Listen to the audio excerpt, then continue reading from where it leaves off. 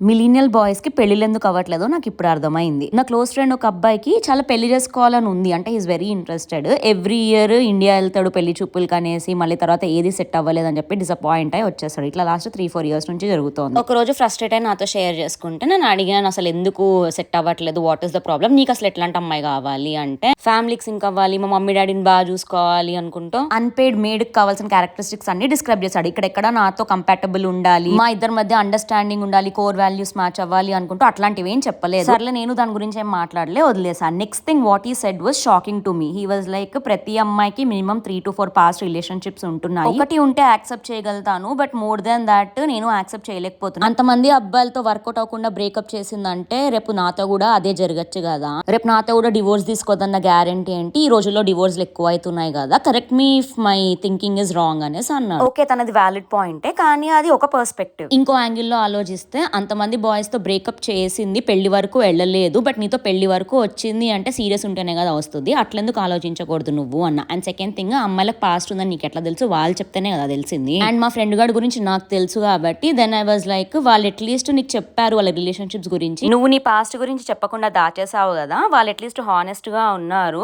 ఒకసారి చెప్పి చూడు, అప్పుడు వాళ్ళకు కూడా సేమ్ థాట్స్ రావచ్చు కదా, నీకు ఎట్లాంటి థాట్స్ వచ్చాయో. మనకెన్ని భయాలు ఉంటాయో ఎదుటి వాళ్ళకి కూడా అన్ని భయాలు ఉంటాయి కదా అంటే, స్టిల్ నేను యాక్సెప్ట్ చేయలేకపోతున్నాను అన్నాడు. నువ్వేదైనా చేయొచ్చు, కానీ నీకు వచ్చే అమ్మాయి మాత్రం శుద్ధపూసలాగా ఉండాలని నువ్వు ఎట్లా ఎక్స్పెక్ట్ చేస్తావు? అయినా ప్రతి వాళ్ళు అమ్మాయిలు ఇట్లుంటున్నారు అట్లుంటున్నారు అంటున్నారు, ఎందుకంటే అమ్మాయిలు బయటపడిపోతున్నారు కాబట్టి. అబ్బాయిలు మాత్రం చాలా కన్వీనియంట్ గా they are sweeping it under the rug. ఖాళీ పీలి లడ్కియా బద్నాం. కమ్ ఆన్ గైస్, ప్రతి కాయిన్ కి 2 sides ఉంటాయి. మీ లైఫ్ లో ఎట్లాంటి సిచ్యువేషన్స్ ఉంటాయి, వాళ్ళ లైఫ్ లో కూడా సిమిలర్ గా ఉంటాయి కదా. మీరు ఎట్లా వేరే వాళ్ళు మిమ్మల్ని యాక్సెప్ట్ చేయాలనుకుంటారో, మీరు కూడా అట్లానే యాక్సెప్ట్ చేయాలి వేరే వాళ్ళని. నాకు తెలిసిన ఒక పాకిస్తానీ ఆయన 15 years అమ్మాయిని చేసుకున్నాడు for the very same reason, innocent ఉంటారు ఆ ఏజ్ వాళ్ళు అని. ఇప్పుడు మన ఇండియాలో అట్లా చేసుకుంటే సొసైటీ ముఖం మీద వస్తుంది కదా. మిలీనియల్ బాయ్స్ 2026 లో కూడా 1970s థింకింగ్ పెట్టుకుంటున్నారు. అంటే మేము ఏం చేసినా చెల్తా, అమ్మాయిలు మాత్రం శుద్ధపూసలాగా ఉండాలి అంటే, మీ ఏజ్ కి మీరేం సిచ్యువేషన్స్ చూసారో, సేమ్ ఏజ్ గ్రూప్ లో ఉన్న అమ్మాయిలు కూడా అవే సిచ్యువేషన్స్ చూసుంటారు కదా. ఆ విషయం యాక్సెప్ట్ చేయలేకపోతున్నారు కాబట్టి వాళ్ళకి పెళ్లిళ్ళు అవ్వట్లేదని నేను అనుకుంటున్నాను. ఈ విషయం మీద what do you guys think?